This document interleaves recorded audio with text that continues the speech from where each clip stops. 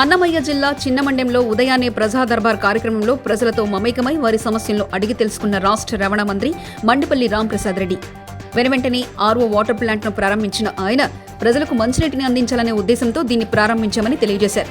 అక్కడి నుంచి దేవగుడి కేజీబీవీ పాఠశాలను ఆకస్మికంగా తనిఖీ చేసిన ఆయన హాస్టల్స్లో ఉండే విద్యార్థులను కన్నబిడ్డల్లా చూసుకోవాలని, బాలబాలికలకు ఎలాంటి సమస్యలున్నా తమ దృష్టికి తీసుకురావాలని, నేటి బాలలే రేపటి పౌరులుగా ప్రతి విద్యార్థి దేశం గర్వపడేలా ప్రతిభను చాటాలని ఆయన సూచించారు.